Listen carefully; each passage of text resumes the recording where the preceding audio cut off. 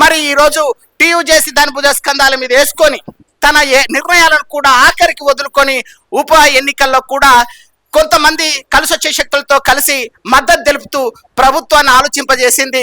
మీరు గనక మా యొక్క సహనాన్ని పరీక్షించకండి, మా నిర్ణయాల్లో ఎలాంటి రాజీ లేదు, కాకపోతే మిమ్మల్ని ఆలోచింపజేస్తున్నాం. గత ప్రభుత్వానికి 10 ఏళ్ళ అవకాశం ఇచ్చాం, మీరు వచ్చి 2 సంవత్సరాలు అయింది, కాబట్టి మేము ఇంకా చూసే ఓపిక లేదు.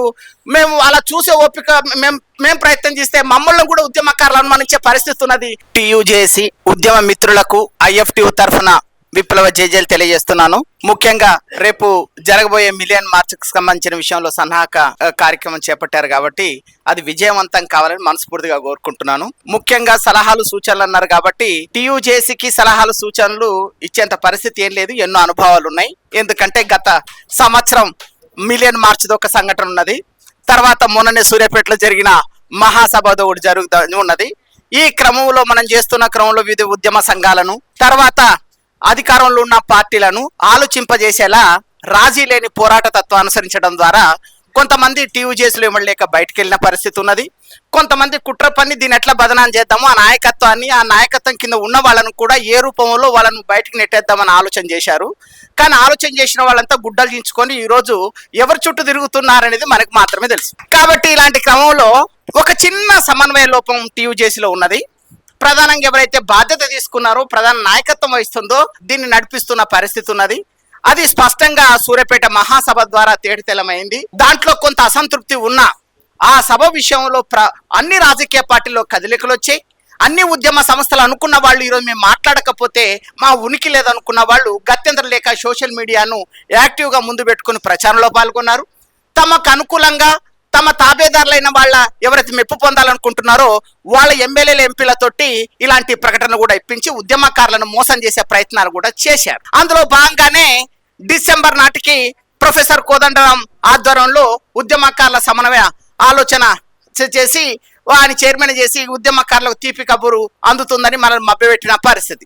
మరి అంతకుముందు రాష్ట్ర విభజన సందర్భంగా ఇదే టీయూ చేసి పెద్ద ఎత్తున నిధిస్తే అంటే ఇందిరా పార్క్ వద్ద పెద్ద మహాధరణ కార్యక్రమం చేపడితే ఆ మహాధరణ కార్యక్రమం మీద కూడా బురద జల్లే ప్రయత్నం చేశారు. వీళ్ళు గుప్పడి మంది కూడా లేరు, పిడికెడు మంది కూడా లేరు, వీళ్ళు కేవలం దుకాణం పెట్టుకున్నారు, వ్యాపారం చేస్తున్నారు, వీళ్ళు దళారులు, వీళ్ళు మాటలు నమ్మకని చెప్పిన వాళ్ళు ఎవరైతే ఉన్నారో త్వరలోనే రాష్ట్ర ముఖ్యమంత్రి ఒక తీపి కబురు ఉద్యమకారులకు అందుతుంది, మీరేమి ఎవరి బ్రహ్మలకు లొంగకని చెప్పిన వాళ్ళు మరి ఆ రాష్ట్ర అవతరణ దినం రోజున ఏ మాత్రం ప్రకటన రాలేదు.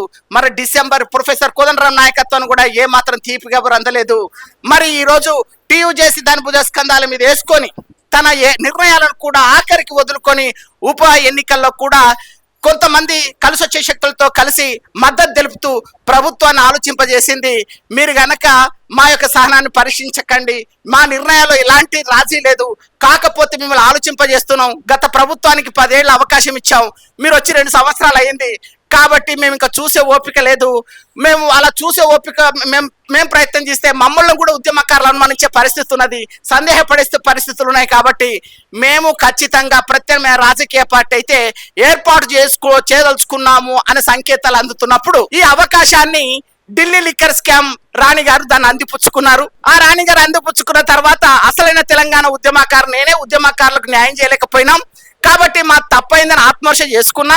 దీని వెనక ఆడుతున్నది మాత్రం మొత్తం మన గతంలో 10 సంవత్సరాల కాలంలో ఎన్న పాలకులు ఎవరైతే ఉన్నారో వాళ్ళు ఆడినట్లు ఆడమంటుంది, చెప్పినట్లు చెప్పమంటుంది, ఎలా భ్రమలు కల్పించాలో అలా భ్రమలు కల్పిస్తా ఉంది, బిడ్డగా మీ ముందుకు వస్తానంటుంది.